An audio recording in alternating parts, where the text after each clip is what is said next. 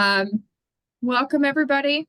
This is the April monthly chapter meeting for the Greater Cleveland Wild Ones chapter. Very excited to have all of you here. Wild Ones, we're connecting people and native plants for a healthy planet. So, we're gonna go through our quick welcome. And then Sherry, I'm going to have you introduce John for our educational topic. We're going to go through some of our chapter updates and announcements, some of our past and upcoming activities and events. We have a lot of stuff coming up. 'Tis the season right now with Earth Day right around the corner, and all the plant sales coming up. So it's a very exciting season right now. And then lastly, our discussion, we were going to talk about what does advocacy mean to you?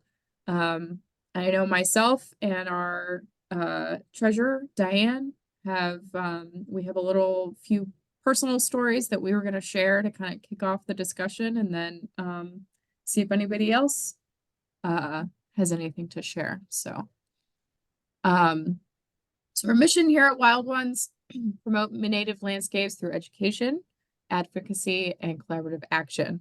And I know a lot of people are already talking about what's blooming in their yard. This is actually a photo of one of my Virginia bluebells. They seem super small this year. So I always hope every year that they're going to spread a little bit more, and I feel like I'm going the opposite direction. So, but it's still very nice to see their color pop up. So sorry, I'm getting interrupted.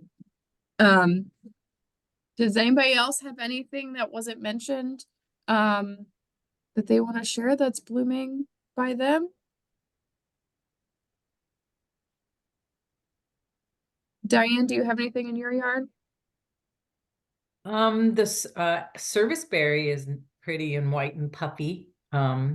It's been really cute to see. Yes. Really cool the other day, like a male goldfinch was in the tree, and obviously, it's nice and yellow this time of year. So he was popped out, and then he flew over to my eastern redbud, which was popped out. And I was like, hello, I mean, this is the best day in the world, like it was just amazing. All the color was really, really cool. That's awesome. That's good.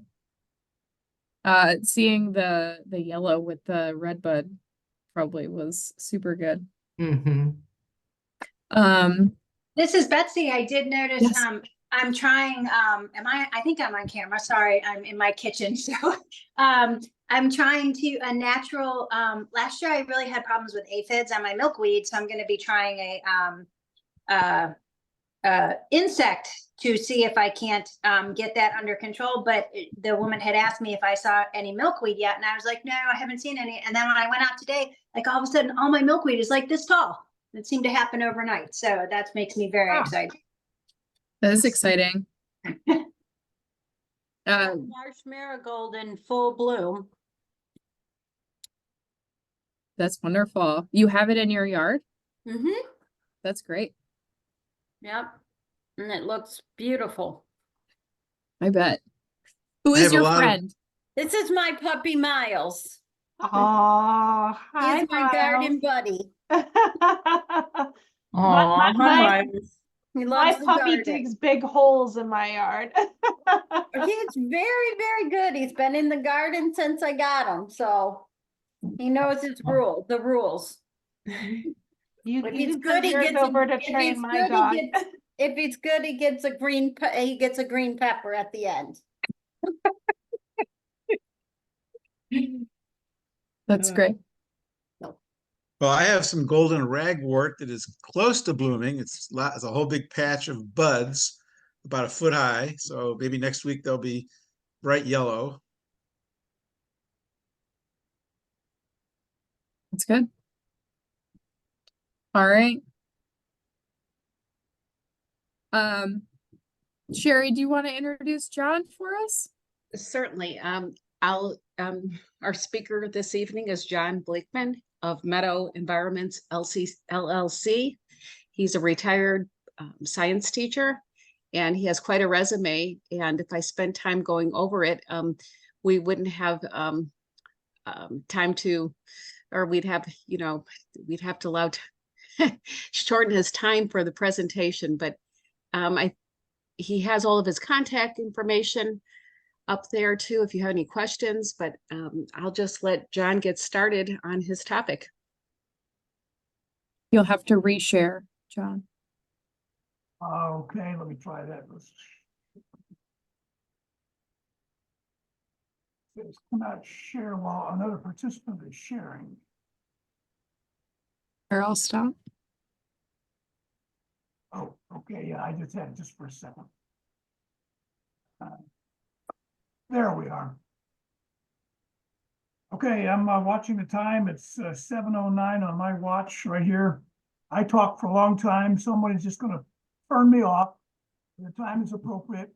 I'm going to overwhelm you with information, pick and choose whatever works. Oftentimes in presentations like this, I say, if I don't offend you, you're just not listening close enough. And that's because I have, shall we say, peculiar, if not particular, perspectives on what we're doing, and you may not share them, and that's understood. There is no one way to do native plants landscaping. For me, there is, but I'm just one person. There's lots of them. So let me let's get started here. Let's see if I can click on this and see what happens. Oh. There we go. Okay, first of all, you need some examples to see what it looks like to show what I'm talking about. I used to live on 5 acres in the Huron Township and Milan Township south of Huron. That was my backyard. And every single plant there except the Eurasian lawn grass, I planted. Those are all oak trees and so forth. Now, it took 25 years to do that. It used to be just a big soybean field. And that's what it looked like out of my bedroom window when I looked out. This would be in October when the switchgrass and Indian grass and the prairie are just beautiful. And so this is the kind of thing that we can, that I did. Let's see, anything else? If you go to Huron, there's Bowling Green State University campus there, Firelands campus. There's the campus. For many years, it was called pejoratively, but rather accurately, a campus in a cornfield. That's what it was. BGSU owned over 100 acres of land there. The campus was on about 20 acres, and the rest of it was cornfield. I contacted the dean at the time, James McBride, a friend of mine, and he and I together said we need to put an arboretum around the campus. Arboretum means place of trees. So we started doing that. But my thing is not trees. I love them. My thing is especially native prairies. So I planted this beautiful tall grass prairie here. There's a bunch of them all over. I'm very pleased to say about 5 years ago, an accrediting official came to the campus to accredit the campus. He walked a lot to the back and says, "What is all of that out there?" And I said, "Oh, that's Blakeman's Prairies. Look at that." And he said that this small campus has one of the most beautiful campuses of any two-year college in the Midwest. It's all flat ground, and it used to be corn and soybean fields. It's now gorgeous because we have native plants landscaping across the landscape, including lots of trees. There's a big pond and so forth. This is a model that should be done. Now, from what I could tell, when we first started talking, you people understandably are focused on your lawns, on your residences. That's where you start. But as the wild ones, you are experts. You can say things to city councilmen and to officials that weighs more than just somebody else. What I'm saying is, yes, we should all be promoting native plants landscaping in urban and municipal green spaces, such as on school grounds, on campuses, and so forth. Should be done. It'll be just absolutely gorgeous. I live right outside of Sandusky. Sandusky, of course, is most famous for Cedar Point, understandably. But it's sitting right on Sandusky Bay. And the city of Sandusky, until about 5 years ago, would have nothing to do with the waterfront. They thought it was scummy water. They didn't like it. Then a bunch of outside people says, you have a bayfront. You should take advantages of it. And I'm helping them do this. Here's what it looks like now. That's on Shoreline Park in downtown Sandusky. And you see all of my grasses there. 10 years ago, that was a rough area of boulders with broken beer cans and broken glass bottles in there. It was ugly. And I said to the city, you gotta plant switchgrass along there. And they said, oh, no, well, we can't, everything like that. Took about 5 years. We did. Now it's just stunningly gorgeous. Now, I'm announcing this a little prematurely because it's not done yet, but I'm sure hoping it's going to happen. Cedar Point, if you've gone to it in Sandusky, you travel on a half-mile causeway out to Cedar Point from Sandusky. Cedar Point is now going to build a new causeway. It's 4 lanes, and the 5th lane is a bikeway and a walkway, so you can walk from downtown Sandusky out to the gigantic, wonderful beach at Cedar Point. I'm going to be talking to Cedar Fair Limited and say, along that walkway, what do you suppose you should be planting? Yes, island after island of native beach grasses and prairie grasses. It will be absolutely stunning for everybody involved. They don't think about it because they're design engineers. Nobody much thinks about native plants. Native plants to them is weeds. We can't have them. Now we got to use the right ones in the right way, and that's what this progress is. Here is my masterpiece, a 22-acre residence site called River Bend. It's on the bend of the Sandusky River, the Alexander Residence over in Fremont. There's an aerial view of it. The river, the Sandusky River, is in the way upper left-hand corner. When I was called in 1999, Dr. Alexander, a veterinarian, says, John, we just bought these 22 acres. I don't want to mow 22 acres. Somebody said we should contact you and you can help us. I said, well, I hope I can.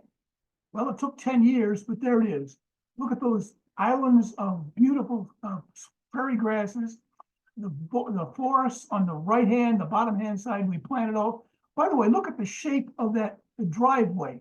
It's S-shaped. Catch this. I got there one day to see it, and the driveway had been marked out by the builder. He had a 700-foot straight line from the road to the house. I said, stop, stop, stop. Why? It just looks ugly. Nature doesn't have 700-foot straight lines. So I designed that S-shape called sigmoid S-shaped driveway. Look at the bottom right at about 8 o'clock in the morning. There's an entranceway. It goes through an alley of oaks, comes out. It's just a phenomenal experience. And it's just gorgeous. It's all of native plants. These are the kinds of things that we can be doing. Okay, now here's some design considerations. Now, I'm not offending you.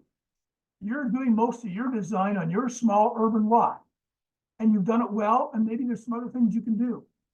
But what I really like to have Wildlands do and Audubon societies do, we need to put native plants landscaping on all school grounds. There should be plots of prairie, there should be small wetlands, there should be oak groves and so forth. But how should they look?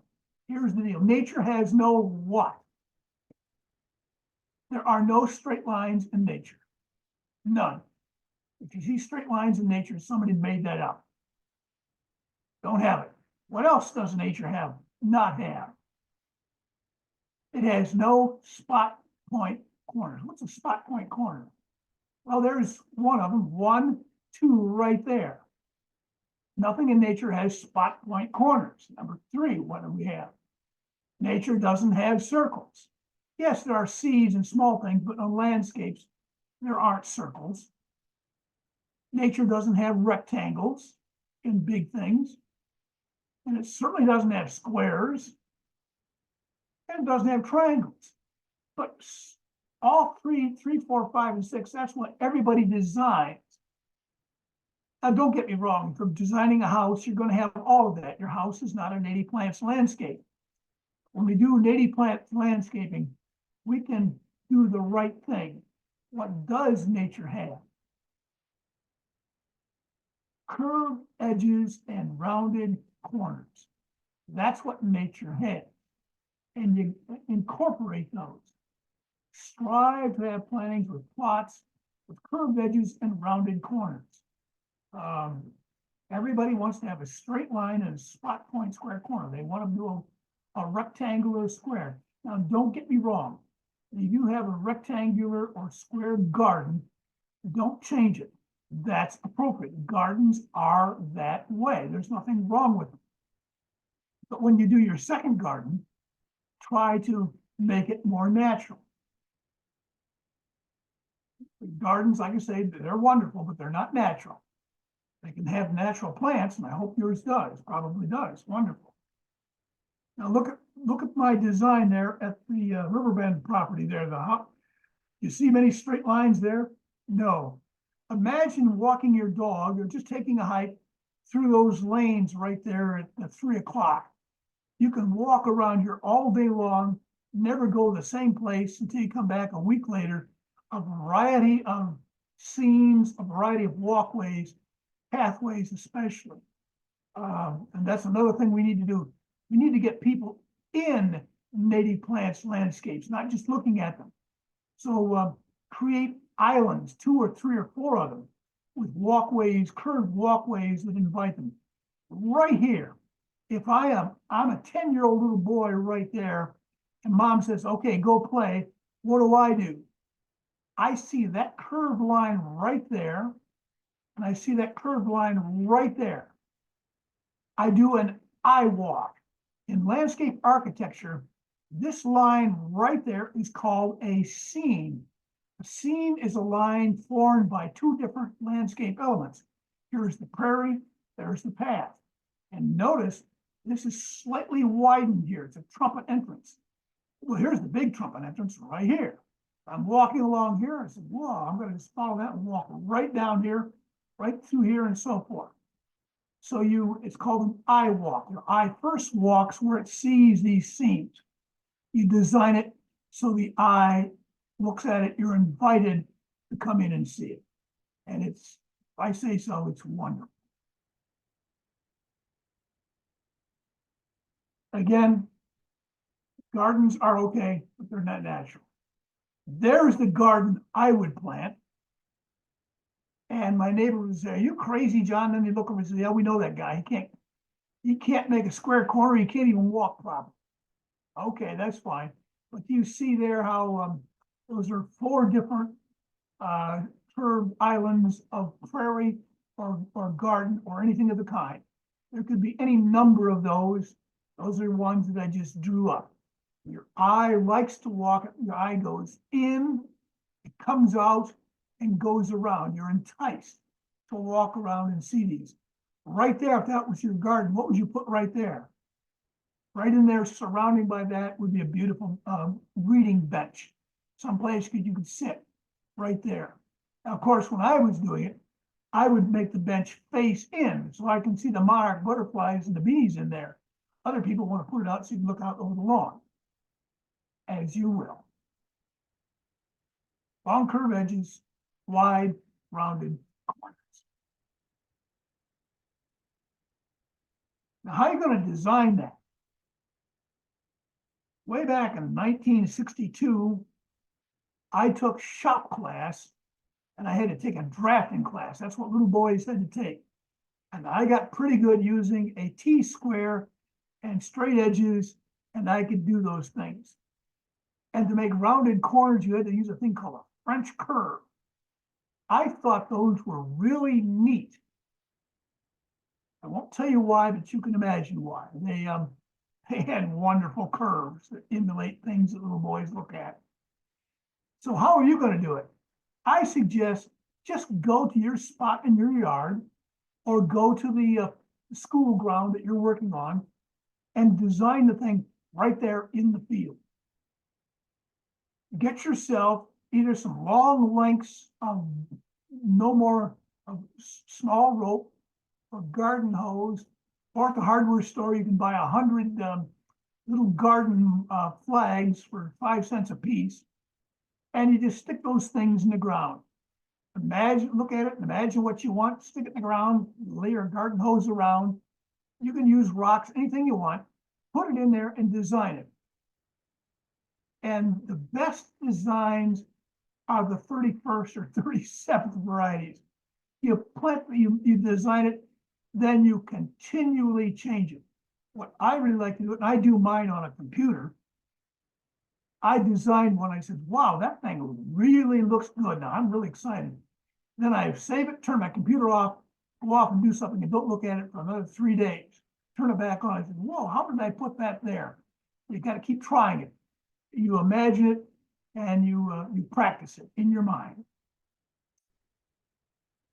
Now, when you get a proposed plot marked out in your yard or in the grass, walk around and see how it looks from all angles, especially from inside the windows. Yeah, we like to say we're planting these things for the pollinating insects, the bees, and the monarch butterflies. And those creatures are not attracted to shapes. They're attracted to colors and fragrances. They'll find your spot, they'll find your plants no matter what. People are different. How do they see them? What you really want to know, you really want to do is design this for people. First for yourself and everybody else. Here we go. Make change after change after change to get a final design. Now, please consider all viewpoints. What do you mean? Here we go. Determine what everyone or anyone gets to see. What do you mean? Well, the first person to consider is you inside your house. Why do you have windows in your house? It's not just to let light in, it's allow you to stand there and look out over your landscape. So what is your new plot going to look like from the house, inside the house? What's it look like from the kitchen window? What does it look like from an upstairs bedroom window? Plant the thing or mark it out and go look at it. Say, well, that's a little too narrow, I can't see it. Well, change it, fix it. Plan, plan, plan. Okay, most of you have a sidewalk out in front of your house and lots of people walk by. Now, if your plot is in the backyard, most people won't see much, but I'd really like for you to have some native plants out in the front yard so people walking by can see it. I get these wonderful phone calls, and I just got one yesterday while I was working this up. I got so excited. Hi, Mr. Blakeman. Yes, can I help you? I'm buying 29 acres out in the countryside. Somebody said we should contact you to help me design it because I want this to be a natural created park. I said, oh my goodness, you certainly do need me. Excuse me. So yes, we're going to do that. And all of these things here are going to work. And the very first question I always ask, well, the other people said, we just bought 5 acres in the countryside. Good. We're going to build a house, but we're going to let the back 5 acres. Are you ready for this one? It never happens. Well, it does, but badly. We're going to let the back 4 acres revert to nature. Ooh, no, no, no. Nature does not revert. It degrades. Why? Because we got plants here from other places that don't belong here. Things like lawn grass, Canada thistle, and all the weeds. So if you just let your 5 acres grow up, it will be an ugly, ugly weed patch. You have to play God and intervene. And so that's what you should do. What else? So what will people, pedestrians, see when they walk by? I hope it'll be a nice, delightful area. And, the first question I ask is, what is the speed limit? Because most people seeing your house drive by, whether it's 25 miles an hour in a neighborhood in Cleveland or 40 miles an hour out in the township somewhere. Most people are, when we know the speed limit, we know how many seconds they have to see your lawn. And so that our design needs to take that into consideration. But lastly, what mostly is seen when standing in your yard, what do you see as you walk around? You take your dog for a walk, or you go out and sit in the yard, what do you see? All of those things you have to consider. And you just do it by trying it time after time after time after time, and you'll start to see it. All right, here's another concept that I just keep trying to drill into people time and time again. How am I doing tonight? Looks like we're getting a little late here. Sherry, you're muted. I would say you talked to me about the three T's. Maybe quickly go over that, and then we can take a few questions. And we'll do it. Here we go. Conventional green spaces are 3 T's landscapes. The first T is what? Earth. Large expanses of mown lawn. That's what everybody expects. Number 2, the second T. R, which means paved surfaces. Gotta have those. And the last one, we gotta have them, we should have them. And that's the third one is trees. Those are all appropriate. But they aren't natural, and they don't have native plants so often.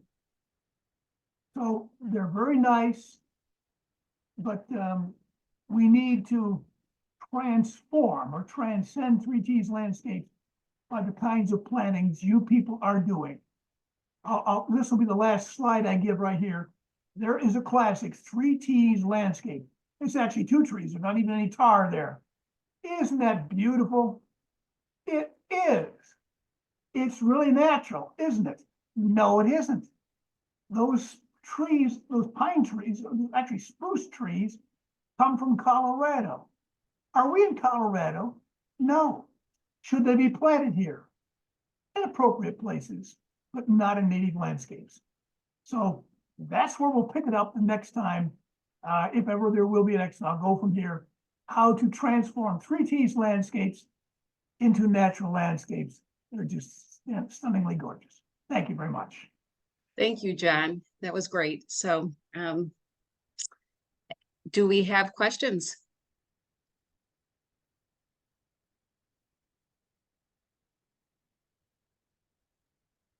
I know we had one question that someone asked at the beginning and asked, John, is there an Ohio Prairie Conference this year? I saw that. And that was my Kate Bradley. So far, we don't have it, and we haven't got a site announced yet for it. It's supposed to be in the first week in August, but if anybody in Ohio wants to host a weekend or a Saturday Ohio Prairie Conference, we'd love to do it. We're looking ideally out in southwestern Ohio, Dayton, Cincinnati area. We haven't had one of those for many years, but each year we have prairie conferences, and people come from all over Ohio to learn about prairies. So that's a good question. Thank you. Does anybody else? Go ahead, Diane. So if you have a yard that's very square, and I understand you talked about, you know, Yes. you want to have circles, but you have like a fence, you know, Yes. say in the back. Yes. Is it best to just, you know, like put your plants all the way against the fence, but then have, you know, kind of meandering lines of your beds? You can do that if you have a long fence. What you can really do in a corner, plant a kind of a C-shaped corner patch. So there's a rounded corner on that side right there. Your eye follows the fence line as a straight line, but when it gets to the corner, your eye follows the seam between the plot and the ground, and it takes you around. In other words, you add some curves, you impose the curves of your plantings on that rectilinear square site, and that works very, very well. It's actually what you have to do. Nobody lives on a curved site. You've got square corners and straight lines. Good question. Thank you. Could I just follow that up? So when you Sure. say C, could you, I can't quite visualize. I mean, I know what a C looks like, but not as it Okay, relates to a let corner. me imagine that here's the back of your yard right there and so forth. Okay. Right in this corner here, you would have, oh, I can draw something. Oh, there we go. I didn't know that. Oh, yeah. Oh, now there we Oh, go. look at that. I didn't know I could do that. You see that? Here's a rounded curve right here. Here's the straight line right across there. Yeah. And so our eye is going to follow this. Our eye is going to follow a line like that. You see what I'm saying? Oh, okay. We've Okay. imposed that line on there by making this supposedly a C-shaped plot. And Mhm. that's where you can really play with a lot by just putting things in your yard, making lines, and seeing how it works. Good question. Thank you. I have another question about corners. Sure. I noticed a lot of people, and to me, it looks awful. And sorry if anybody on the call has this, but so please don't be offended. But like they only plant things in their corners in the front yard. So there's a little triangle over here, there's a little triangle over here, and then there's like nothing in the middle, So like, what do you, And what's, that's because everybody believes an open green sward like we have right here is the only thing you could have. But no, you could plant a plot right there, and there could be another one right here. Now here's the here could be the sidewalk going to the house. But yes, you can straddle them with an opening or not. There's nothing that says you can't. Play with it for sure. That just makes, when there are lots of elements in your landscape of various shades, sizes, and shapes, it does not look cluttered. It looks interesting. That's what you can do. thank you very much. Good question. So, Thank you. John, I have a question. I get the impression that you do a lot of landscape with seeding Yes. rather than planting Uh, individual plants and plugs, and so you're more of a broadscaping kind of person. I am, but yeah. And I'm thinking, what are some of the management issues that go along with seeding? Yes. That was towards the end of this program, but I'll tell you right now, that's exactly right. Because I'm a prairie guy, I like to lay down seeds and have large monocultures or small numbers of species, large masses of these open meadow-like environments. What do you have to do? Now, don't get it wrong. I have the strangest job in all of NASA. I am NASA's only paid pyromaniac at Armstrong Test Facility here in Erie County. I set hundreds of acres of prairie on fire every March and April. You're not going to do that. Nobody should. But in this case, what you do, you just get your lawnmower out and you drive your lawnmower slowly right over top that switchgrass. Your lawnmower chops it all up, drops it as mulch, and that's as good as a fire, and you have to manage it.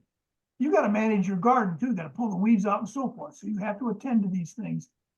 You can't just let them go because eventually weeds come in and so forth. But that's what we do. We just mow them down. The most gotta use your lawnmower.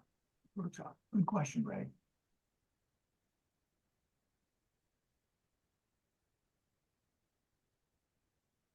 Well, I think, thank you again for putting up your contact information, John. I'll certainly be reaching out to you because you're pretty close to me out here in Erie County. I appreciate your presentation and thank you. My welcome. Love to help anytime. Feel free to contact me. My services are pro bono. Just love to share the information. So Thank you. that's- This is interesting. Yes, Very thank you, interesting. John. Thank you. Thank you, We'll John. definitely be calling you back. I hope so. Yes, If you don't mind, then I'll leave the meeting. Thank you. okay. Thank you, John. All right. I'm gonna get my screen back up.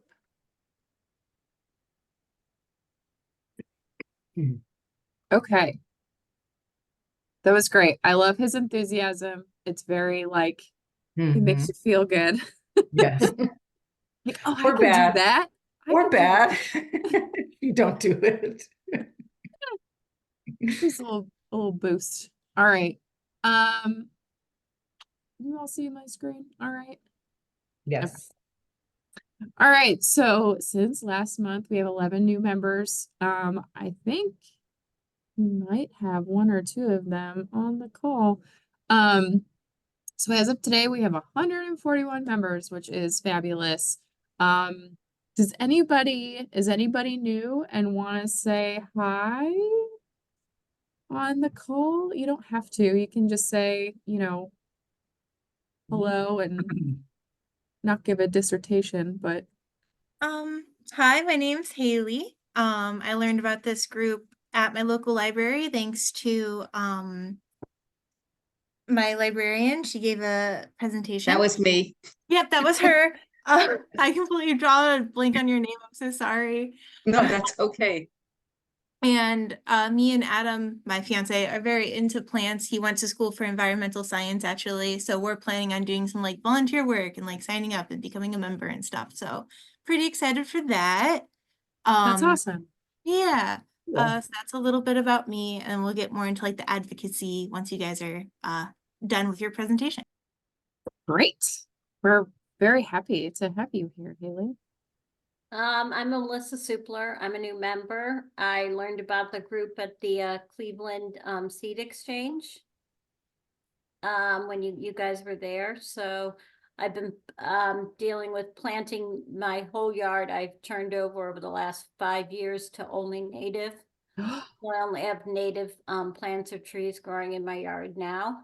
Got That's rid of amazing. last invasive, the last non-native, not invasive, the last non-invasive just last fall. So I just work a lot with native plants, and I like to just really turn everything back to native to Ohio. So I'm always trying new things.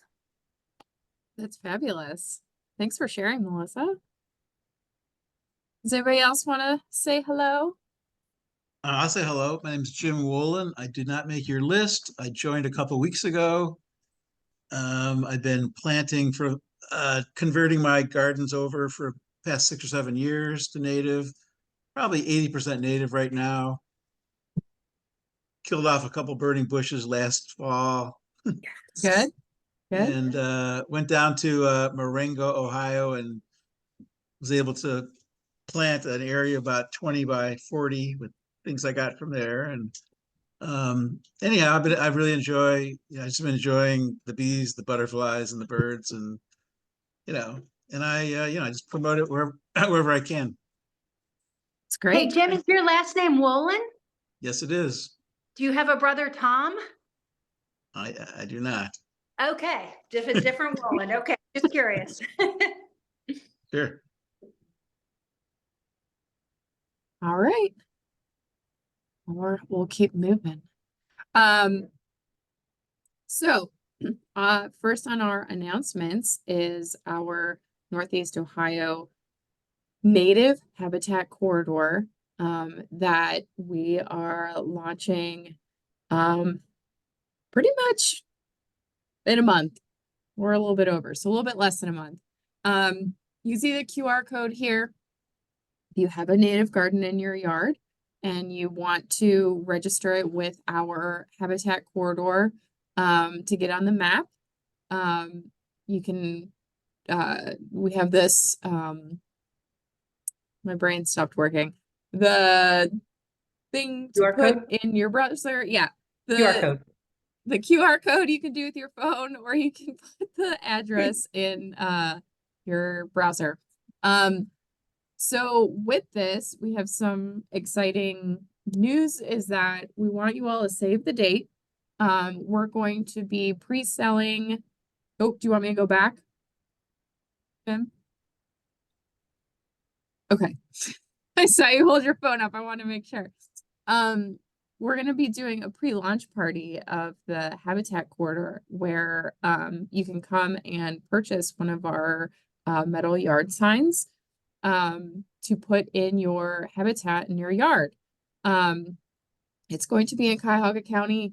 The details are still coming, but if you would pencil in Friday evening on May 3rd, so you can come and hang out with wild ones, talk about your pollinator garden or your native garden, and you know, be one of the first to purchase one of our awesome metal signs. Mark it on your calendar. So we have some volunteer opportunities like we do most months. So events coordinator, I think that one's pretty self-explanatory. Help you know, we have a lot of events and activities coming up, and it would be fabulous to have, you know, a little bit of help planning those. You know, even just getting like this is what we do moving forward, you know, like almost like a rule to follow. If you're good at those things or you've done it before, any advice is welcome. A communication chair, managing internal and external communications, partnership leads, developing and executing with those partnerships to make sure that our organizational goals and mission align with those that we are collaborating with. Monitoring media coverage, and partnering with our current newsletter chair and social media team, so that way everyone becomes this nice cohesive group to move forward. We are also looking for anyone who would like to volunteer on the Habitat Corridor application processing team. I know we've had a few people volunteer, but we have high hopes that we're going to get a huge influx of people who are wanting to be part of the corridor, thus needing a few extra helping hands to monitor the applications that come in and, you know, send welcome emails to them as they join us. An assistant membership chair, you know, a volunteer that assists us with membership is really like the heart of the volunteers we have, because without our membership, we wouldn't be here. So, you know, we're always looking for people to help out with onboarding new chapter members, making everyone feel welcome, and making sure that, you know, what they want from the chapter is happening. Tabling opportunities. This is what we're ramping up for here, starting this weekend, with a few of our Earth Day tabling events happening. So we have, we are being part of a bunch of different events around the Northeast Ohio area, where we're going to have information tables. And this year, a few of our volunteers have put together very nice tabling kits. So we have a plethora of information, wonderful graphics, and some games to play that are all going to be at the tabling, at these tabling events. So if you're possibly nervous to like, what do I say? What do I do?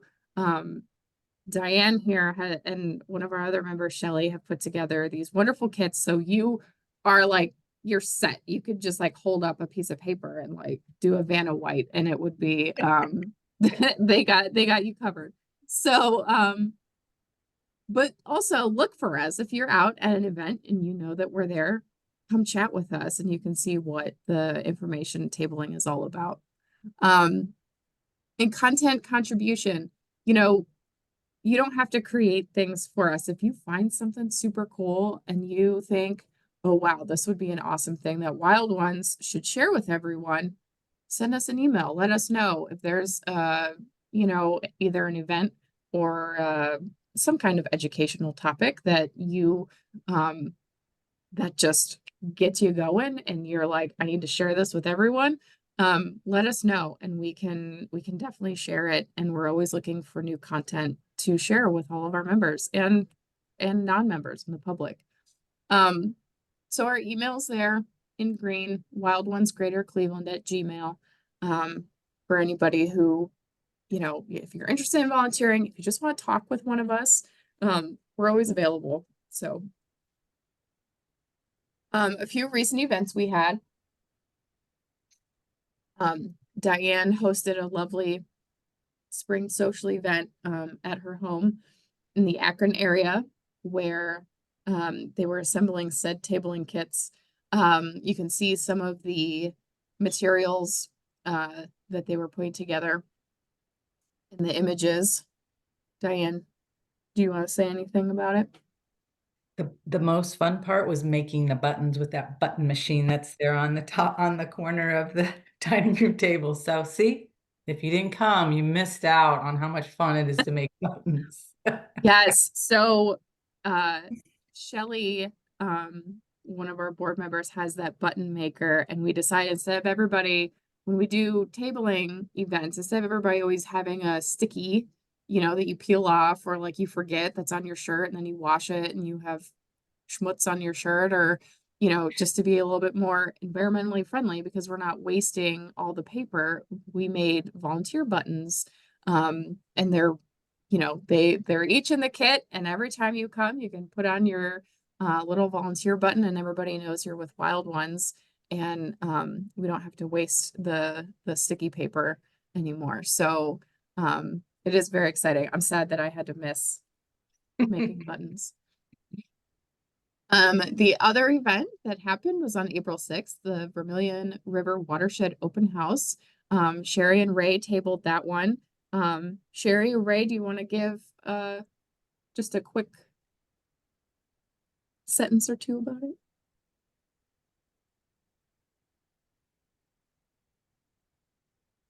Well, this is an event that has been going on for 15 years.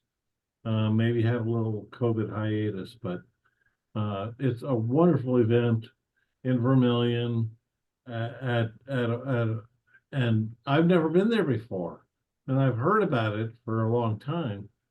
And there were great people came by, a lot of families, a lot of kids. Yeah. And we had the kid friendly little game that was in the kit that I'd never seen before. And here's these you know, 7-8-year-olds that are going looking at these butterfly metamorphosis and those sort of things, and putting the little discs in order and these interactive things. It was a great way to engage with people. It was, you know, for hours, there were just people coming by and talking to us, and, you know, we met some really great people, and a very interactive event. Yeah, I think we had over 60 people come to the table. That's awesome. I'm glad to hear that some of the older kids liked the activities as well.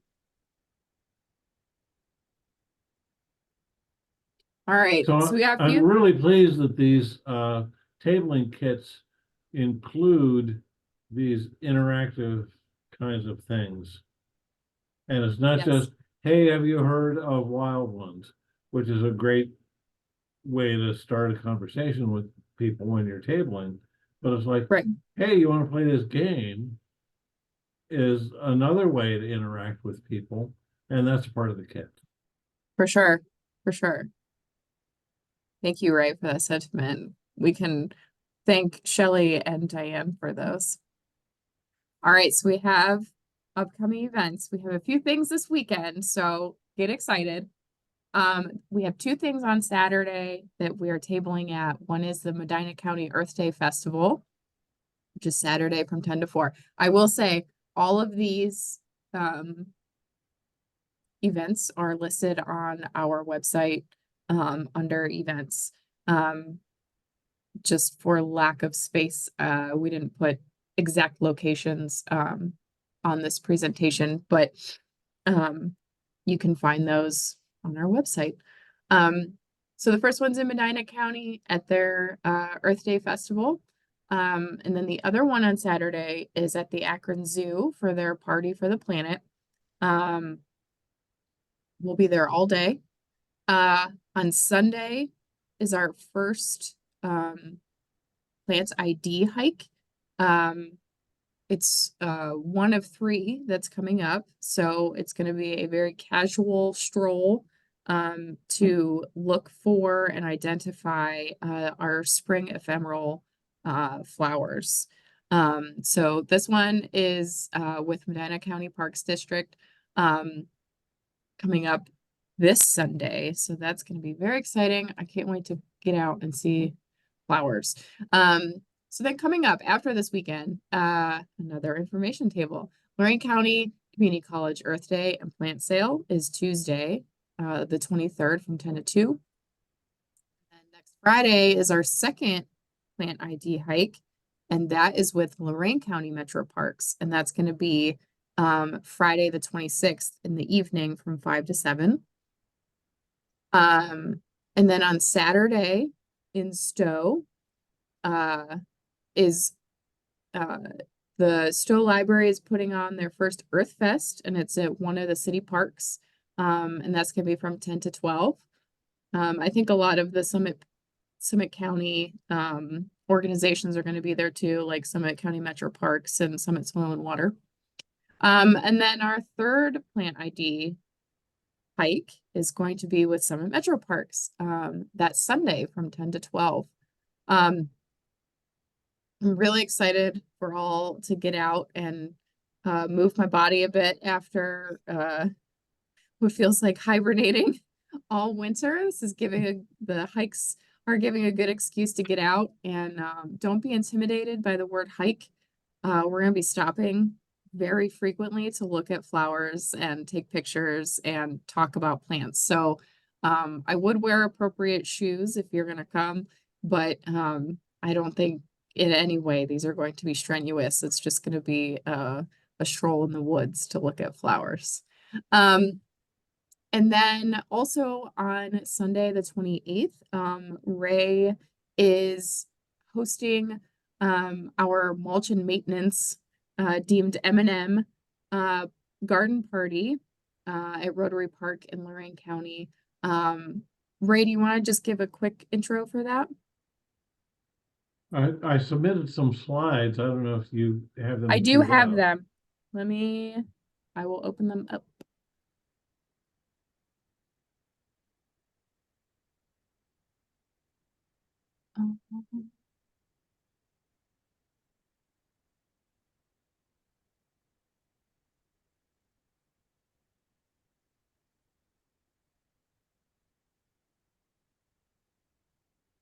Can you see them? Yeah, so Okay. yeah, that's great. So this is what it looked like a year ago in my hometown Amherst.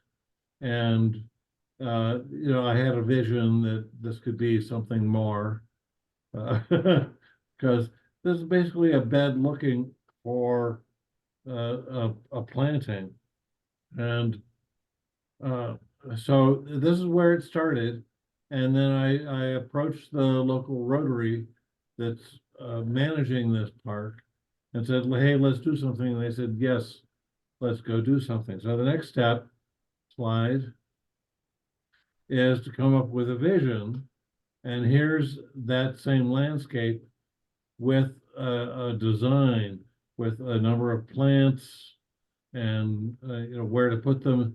And one of the challenges was it started here on the left is full sun, and on the right is full shade. And so it was a transition of native plants designed into this, based on the lighting requirements. Next slide. And here's another view of the same place. Wonderful location right on the main drag here in Amherst, where everybody can see it as they come and go, walking or driving. Next slide. And so we built an inventory of plants based on that design. 500 plants, 30, 40, I think 40 different species. And thanks to the collaboration of different groups, including the local Rotary, we had 7 pickup trucks show up at my house that morning to transfer the plants from my mini nursery to the planting location. And it took a village. Next slide. And so people showed up from all over the place. So in this picture, we see, there's my son, my partner, local Rotary members. There's people from the local Soil and Water Conservation District. Some of the Rotary people that showed up, there was a couple that came from Columbus. There was another couple that came from Toledo. This was a big event. And, I celebrate that collaboration of all of the people that thought this was important. Next slide. And here we are. Not always a great photo here, but yes, we had to lay them out, and so it was a lot of work. We had to figure out where those plants were going based on the design, and you can see by all the solo cups here on the right that I had to create this inventory of plants, not just by buying them, but by transplanting them, by growing them. I used all of the tools at my disposal because I'm cheap. I didn't want to buy all these plants, but I did a lot of work to transplant these things and to grow them for this project. Next slide. And 3 months later, so that was in June. Well, and so these pictures are from September of the same garden. So if you would click through these next few slides, this is what showed up.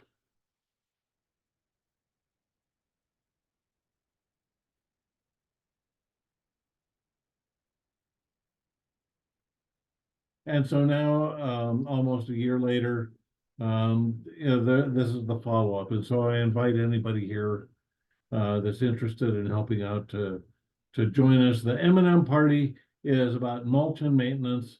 We're going to get in there and we're going to make it even better this year. And we will have, because we're calling it an M&M, I thought sugary snacks and beverages would be appropriate for anybody who wants to come and help us out. And so there will be Rotary, there will be, friendly people that do that.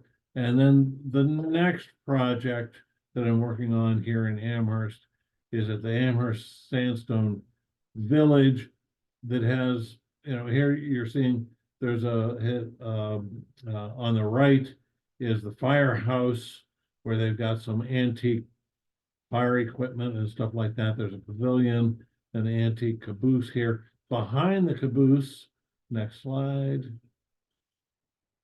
is this wall that was created decades ago, creating a terrace. And this wall was very creatively done because there's a load of sandstone available at this sandstone village. And so previous managers have done some wonderful things, but not every corner is well managed to date. And we want to add some value to this work that was done a couple decades ago and take this next slide, clean this up. And we've already begun cleaning this up, but this is the opportunity where this kind of ragged place with this wonderful sandstone behind the caboose is going to become a pollinator garden, not just this tangle of whatever.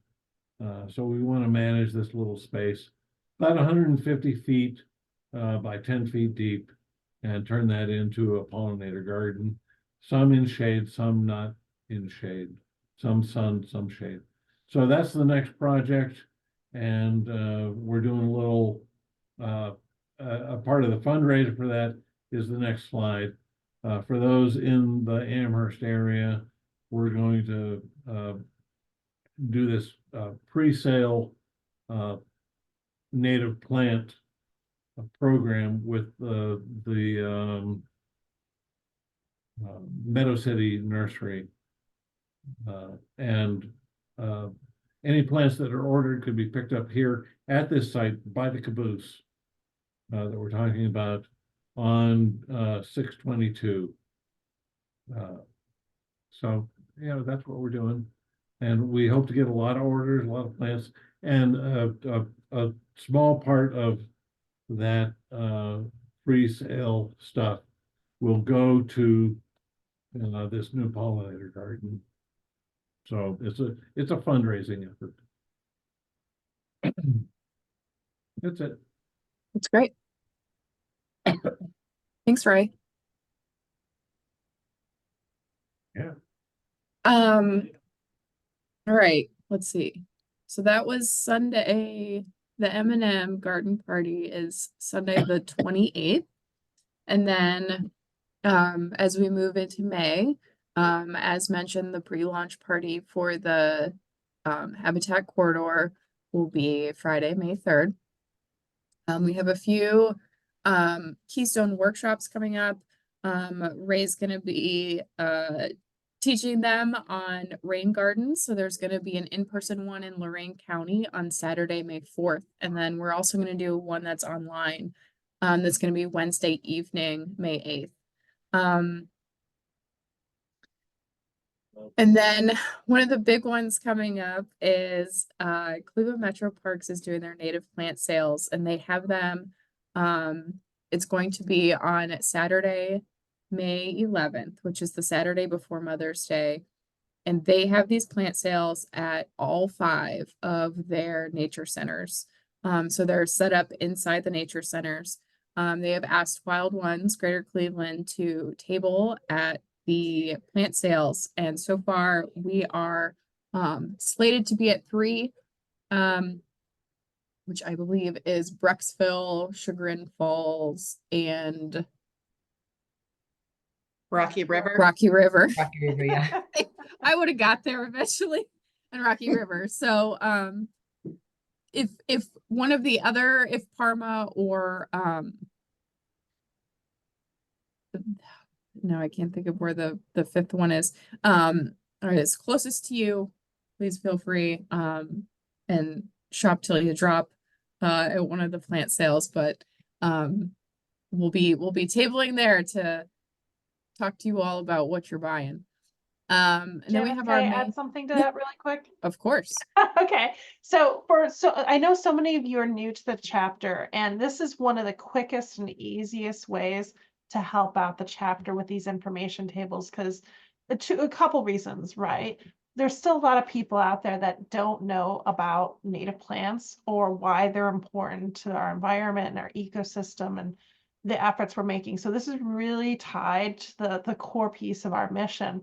But in addition, this is the lifeblood of people. You know, this is where people first hear about us, so that's possibly join us or volunteer and whatnot. So this is our boots on the ground, because without help here, the word doesn't get out for the rest of it. As much as we're doing all these great Keystone workshops and things like that, this is where you make the greatest impact initially. And so that's why, you know, some people get tired of tabling, but without this, the message really doesn't get out as much. So, you know, so if you can help us, please do. because we'd really love to be able to do all 5 events instead of just 3. Well said. And every time we table, we get new members. That's true. Yes. And without new members, we lose the opportunity for volunteers. It's cyclical. All right. Just a few more, I promise. And then Summit Metro Parks is having their Native Plant Festival, which is going to be in Monroe Falls. That's going to be Saturday, the 18th. And then we have more Keystone workshops coming up. Native Plants, Native Natural Landscapes.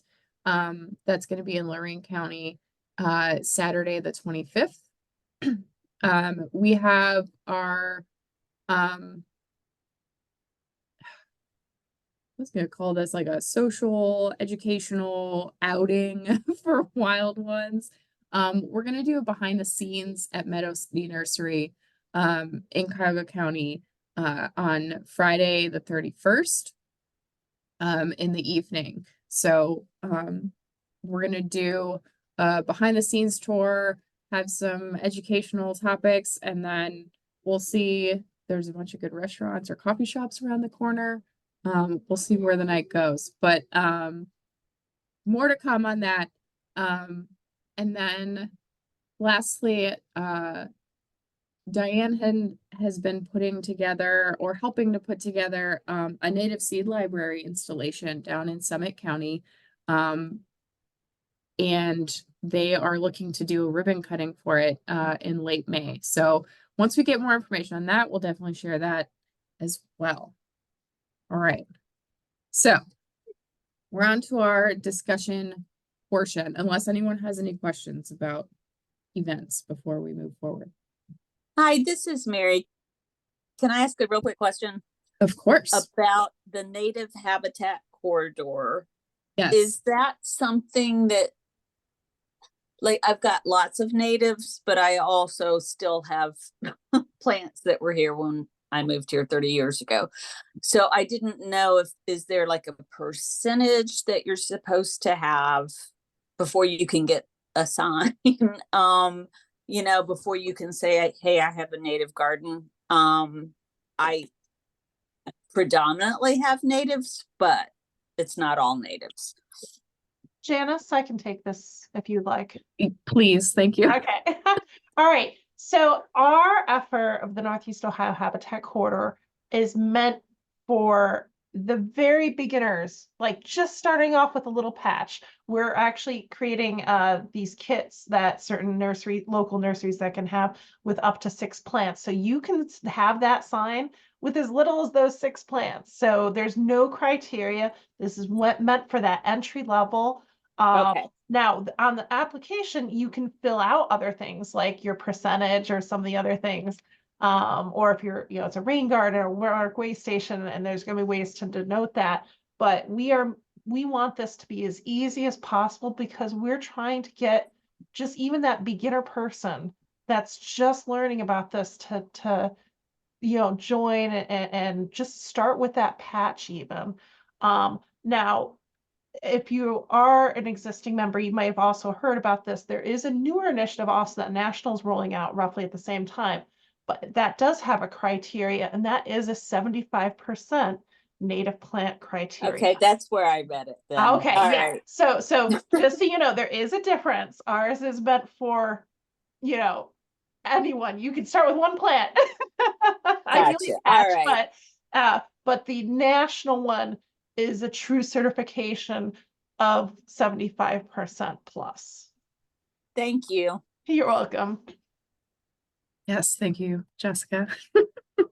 I have a question about that. Yeah. What if you are putting in native plants and desperately taking out invasive plants, but you see it's going to be a lifetime before you get it all together? I mean, how long do you have to wait before you can get that 75% sign? How do you measure 75%? Well, I promise you, they're not going to be checking. So if you mark it, you can get the sign-in certification. At least as far as I know. Like I said, it's a very new rollout, but my understanding of this, they're not really checking it. It's my understanding, and imagine a little asterisk with what I'm saying. It's just like a lot of the Monarch Way Station stuff. You can check and mark it off, but they're not going to come to your house and inspect to see if like that's truly what it is, right? So Okay, thank you. hopefully that helps. Sorry.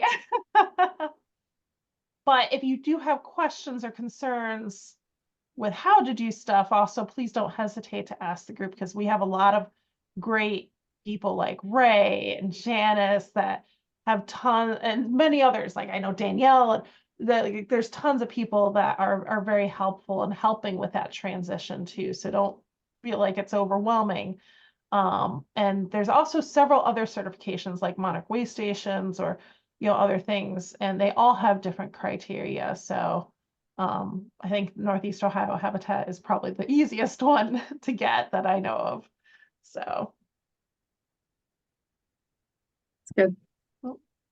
All right. So what does advocacy mean to you? Diane, do you want me to start with my story? You have a great story, so please, Okay. let's start Let with a strong me one. close my door real.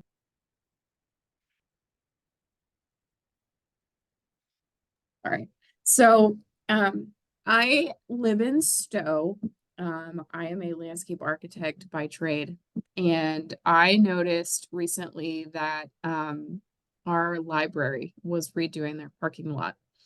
And as I do, because I'm a big nerd for all things landscape, including native plants, I thought to myself, I need to see the landscape plan like yesterday. Like I need to know what they're putting in as they're redoing the parking lot. And so I asked around a bit, and they had posted just the site plan on Facebook. And I asked around a bit, and one of the gals from the library who works there said she had seen the landscape plan, and it was mostly non-natives, like typical ornamental plants that you'd see in parking lots. And I thought, well, that's a bummer. So she basically implored me to reach out to the library director and board of trustees and express my interest in native plants, and tell them that maybe they should include them in their plan. So I'm gonna stop sharing so that way we can all look at each other. So that's what I did. Is I wrote the director and the board of trustees a very nice letter about the importance of native plants, my background, and how we should be putting these in instead of non-native ornamental trees. And the director wrote me back and essentially said, I appreciate you reaching out. We went through all the avenues that we had to. We were reviewed by, city council, planning commission. They had a landscape architect and their engineer and everybody else. And, we're not changing the plans at this time, but, and she said, feel free to come to our next board meeting. So that was Monday night.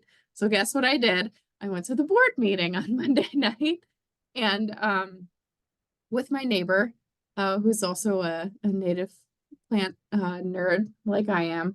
And we went in, and it was very intimidating because there's about 12 people sitting at a conference table, and we walked in the door, and they all 12 heads looked at us at the same time. And it was very intimidating. And I'm like, okay, I can do this. It's fine. So they were very what do I want to say, proper, they had an agenda and went through roll call and all this. And they're like, okay, well, it looks like we have a member of the public here. Would you like to stand up and say who you are? And then you have 3 minutes to talk. And I'm like, I did not prepare for this. So they had all read my letter because I had sent it to them and I introduced myself and I kind of went through everything. Oh, I missed a very important step. When the director emailed me back, she said, here's all the plans. They're on our website, which I missed. And I looked at the plan and there were two, mostly everything was non-native, but there were two, not only non-native plants, but there were two invasive plants on the plan.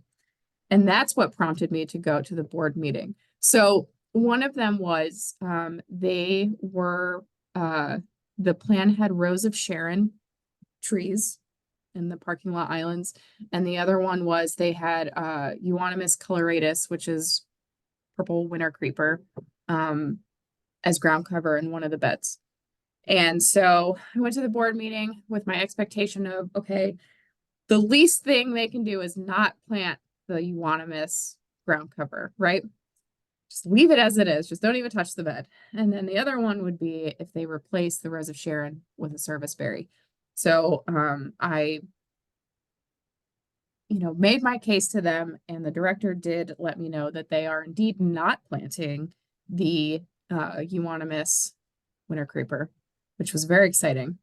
And they asked for my recommendation of what I would plant instead of the Rose of Sharon. And I told them. And the next day, the director on Tuesday, she emailed me and she let me know that they were pursuing swapping out the species of the Rose of Sharon to replace with serviceberry.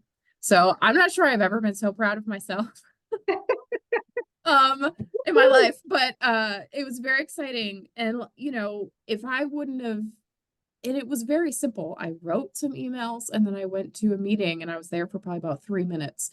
And if I wouldn't have gone, we would have Rose of Sharon and purple winter creeper right down the street from me. So, this is kind of like lit a fire. So like now I want to go and get the municipal code requirements for Stowe changed to include a do not plant list. A lot of municipalities have them. Stowe does not. So that's kind of my next endeavor is to try and figure out how do I do that. So that's been my advocacy lately. That's awesome. Love it. It's very exciting. Janice, I have to hand it to you because those board meetings, they do stay on the agenda, and usually it's 3 to 5 minutes of public comment. I'm in a different situation being an employee of a library and trying to push for more native plants. And, I'm an employee, and there's also the Friends group, and the Friends do fund a lot of our projects, and they're looking at doing some landscaping, and they know where I stand, and they don't stand on native, totally native. So, but I think I have people in my corner, but walking that fine line of being an employee and but I'm still voicing, it's all about education and having those conversations. I hope to do the same thing, actually, what you did, and go to our local library where I live here in Berlin Heights and just talk to them about, I don't think they have any plans right now of what they're doing, but talk to them about maybe considering converting some of their, landscaping into native plants. Yeah. So, one thing at a time, but that's right. That's my plan. Good. Oh, as some of you know, I was a wetlands advocate before I got into this native plant and wildlands thing. And over the decades, I've gotten feedback from people at the Environmental Protection Agency and that sort of thing. And what they have told me is that the powers that be are present. The money and the power is at the table, And there's almost nobody speaking up for, the little things that run the world and the plants that matter and that sort of thing. And just being there, just saying like, oh, can I have a little seat at the table? Just, can I insert myself a little bit, even though that's only, 1% or 10% of the voice that's being spoken? That itself can make a big difference, because the you know the table is tilted towards the status quo, and to say, hey, wait, I wanna tilt on the side of not the status quo and be present, and just that little bit, just being present, even if it isn't today, even if it isn't tomorrow, being present and having an alternative perspective is really important and can eventually make the difference. And just if I can gloat a little bit, the trumpeter swan in Ohio just got delisted. It is no longer endangered.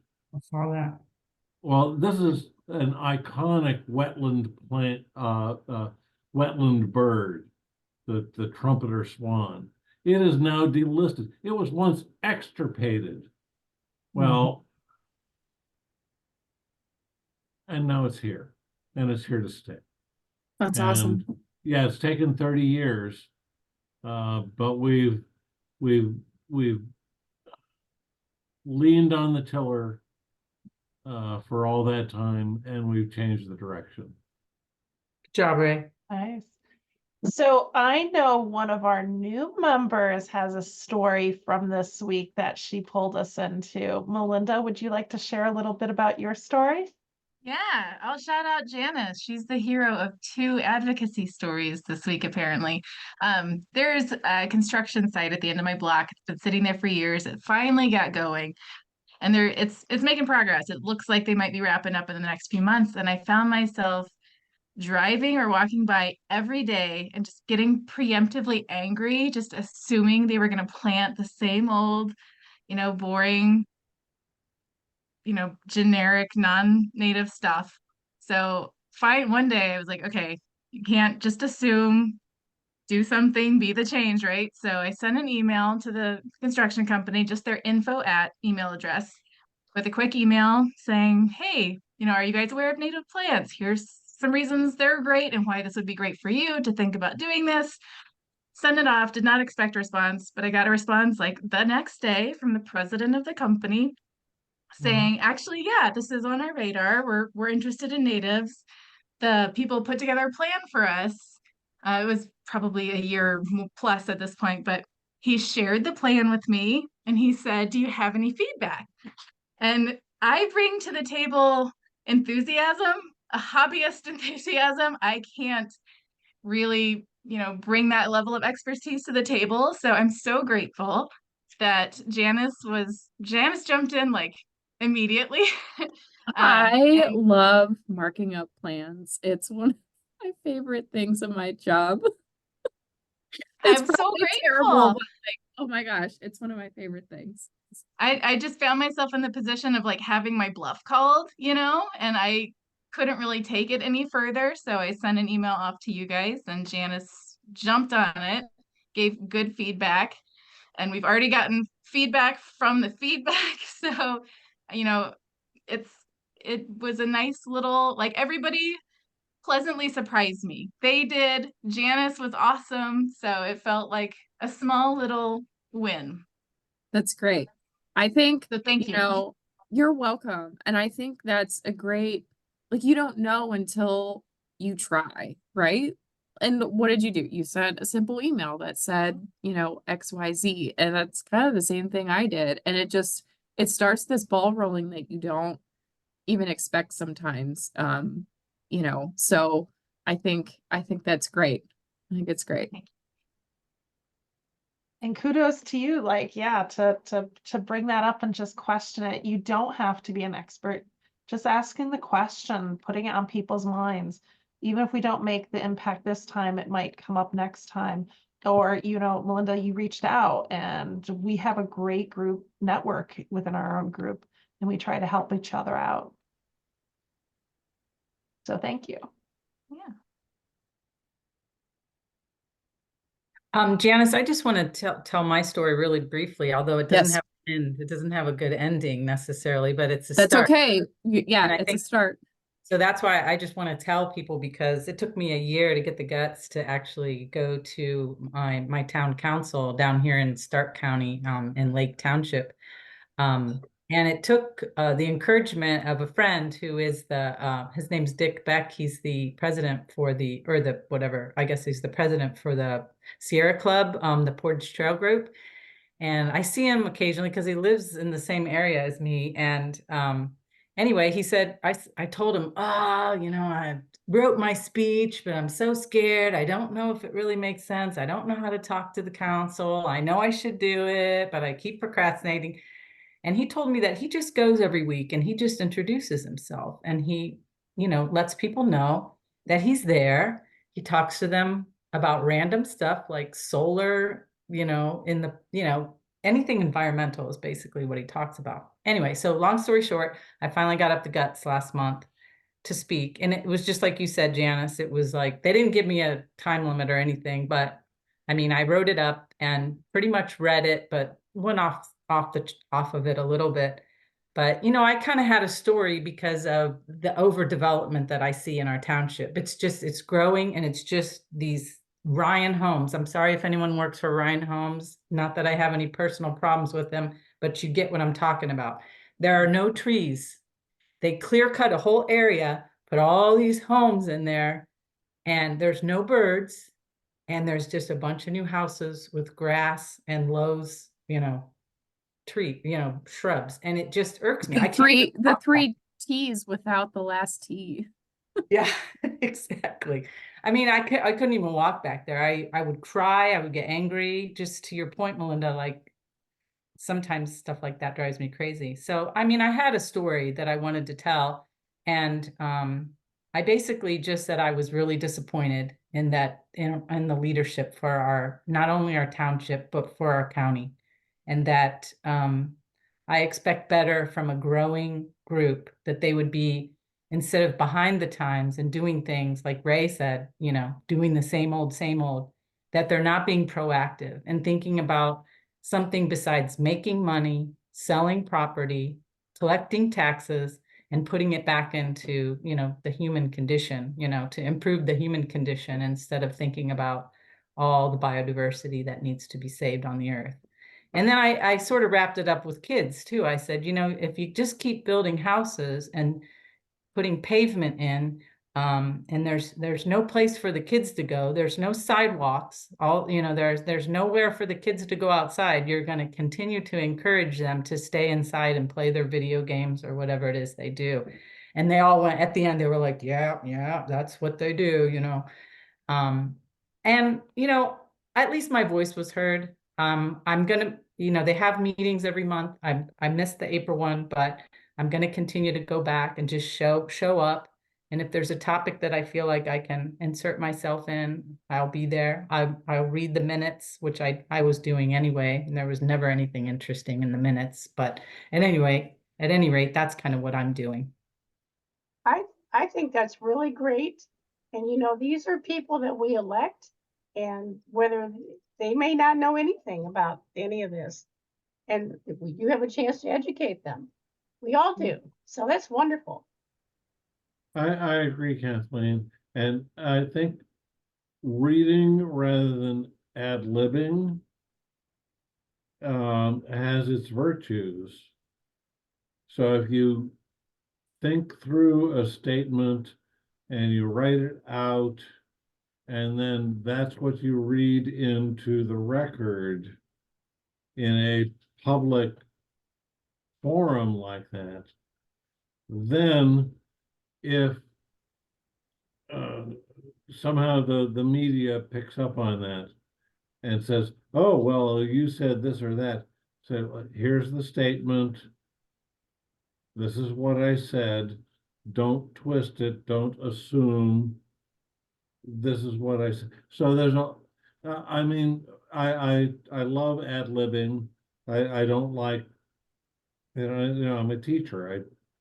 Just say what I think. But in a formal presentation like that, it may have a great deal of value to go and say, I'm reading this statement into the record and I am submitting this statement in writing as well. This is my statement. It covers your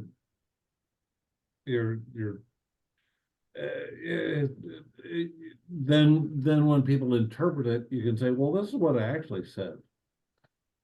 Yeah, that's a great point, Ray. I know when I went, granted it was just to the library, but I was not prepared to like stand up and, say my piece for 3 minutes. So I just bleh, I just spewed stuff. But it was definitely a lesson learned of, okay, if I'm gonna do this, I should probably have a nice script that I take with me, especially if, like you said, if you're gonna go to like a municipal meeting that's usually recorded. That's a great takeaway. One thing I want to say, tying this back to the chapter, is, we are a younger chapter, and I think a lot of you have seen that we're still doing a lot of basics. We're still building up because we're building up momentum, both from a volunteer perspective, but also, our educational resources and connections. But as we continue to grow, our next steps intend to be in the next year or two is the school level, try to work more closely with our schools. We have already started doing that, but then roughly 2 to 3 years out is, the cities, like looking at tree shade commissions, like some of these municipalities, HOAs, like some of this we can start doing sooner than later with the volunteers that we come in if we get certain expertises or we get a big influx of people and we're able to finish things sooner. But these are all things that are on our radar, and you can start making a difference today, as you can hear some of the members have.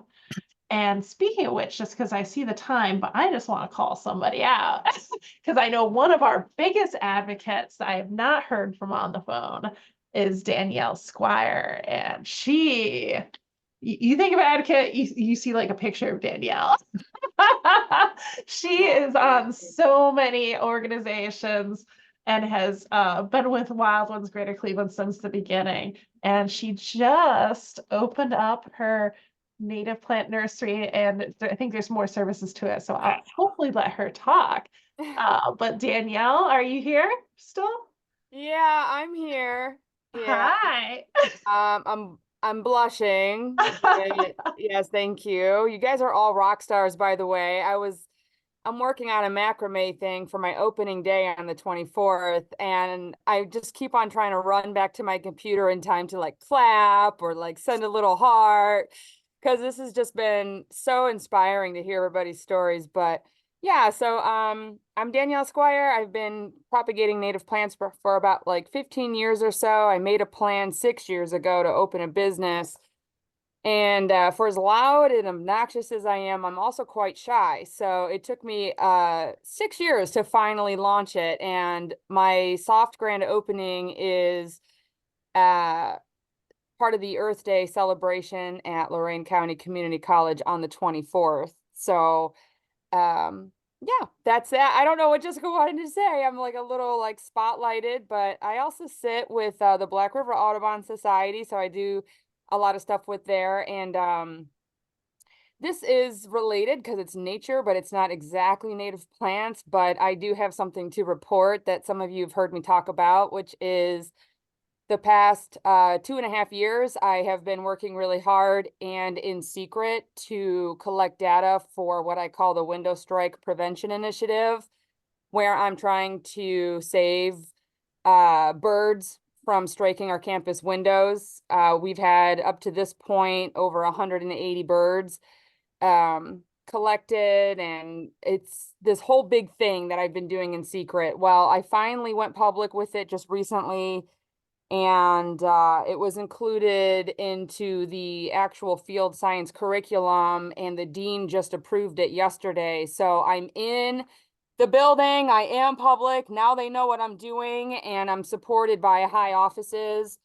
And we're gonna continue to collect data and you know, make some change, put up some mitigation on the windows and things, and yeah, it took about 3 years, but it's just last night it got approved finally. So we have a training course coming up and everything like that. So yeah, we're gonna save some birds. So I haven't been very active with wild ones recently because I'm trying to stay afloat. Not staying afloat, but I'm still trying, and I miss and love you all, and I'm just, you know, happy that the sun is shining, and I'll be running into you guys again soon. So yeah, thanks for the call out, Jessica. You're welcome. We know That's that awesome, you're busy Danielle. opening up your new business, but like I said, when I think of advocacy, besides several of the people that have already spoken up, like I feel like a picture of you should be in the dictionary. I like that you were doing things secretively, Danielle. I feel like that's I don't know, if I were to start didn't, something, well, that's what I'm gonna do. well, the thing is, I've been at the college for a long time, and as Jessica knows, they fight me. They fight a lot. They are very Yeah. fightful. They are fightful individuals, and I am always stirring up problems because I see problems. So I had to do it in secret, or they would have shut me down. Yeah. Right. Which No, I college get it. is this? Which college? Lorain County Community College. Oh, okay. Thank Yeah. you. Yes, Danielle has definitely tried to do some plant rescues and other things there. I'm a new member to this chapter, and do you have time for one quick comment? Of course. I went to a wild ones state meeting about 20 years ago. In fact, I think it was longer than that. And because it was open to the public, and I was into native plants and so forth. And I came away feeling like they were a bunch of, I hope no one's offended, but a bunch of little dilettante ladies who wanted to plant a few native plants in their gardens. And wow, what a change. This is just magnificent. So I'm really excited. Thank you. Well, That's thank great. you. Thanks, Kathleen. Yes, we try to make it for everyone. Wait, let me go get my pearls and my sweater. Well, Kathleen, thank you, Kathleen. We've been collaborators on environmental issues, wetlands, and so much going back decades. So I appreciate your support and hearing from you at this meeting. Thank you. Wonderful. Well, thanks everybody for joining us today. If you have anything else that you want to chat about, or if you have a story that you want to share, you can feel free to email us, and you know, we can have that conversation if you're looking to get into advocacy. Obviously we're all just kind of starting out ourselves, so you know, it takes a village sometimes to make change. I do want to shout out real quick. I know we're over time, but Wild Ones National does have written out code, municipal HOA code. ordinances.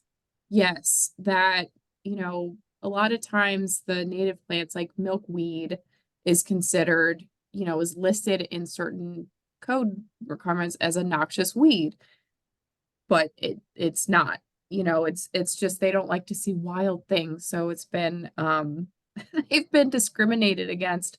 And there is a woman locally here down in the Akron area that took Wild Ones National's revised code and got it changed in the city of Akron and in the Summit County Code. I believe, what was it? Was it 2020 or 2021? I don't Yeah, it remember. wasn't too long ago. It was It within wasn't the too, last 4 or 5 yeah, years. at the most. yeah. Mhm. So it can be done. And you just have to stay diligent and give a little poke and reminder of, hey, I'm still here. I still care. You know, like Diane said, her friend, just sit and introduce yourself and let them know you're there. So if you're not a member, that's okay. If you'd like to become a member, you can check us out. Follow us on social media. We're always posting fun things and all of our events and where we're going to be. So thank you all. Hopefully we'll see some of you this weekend and starting up at some of these native plant sales. So thanks, everybody. Bye. Thank Bye. you. Bye. Thanks. Good night. Thank you. Look forward to seeing you guys. Hopefully several of you will be volunteering. Bye.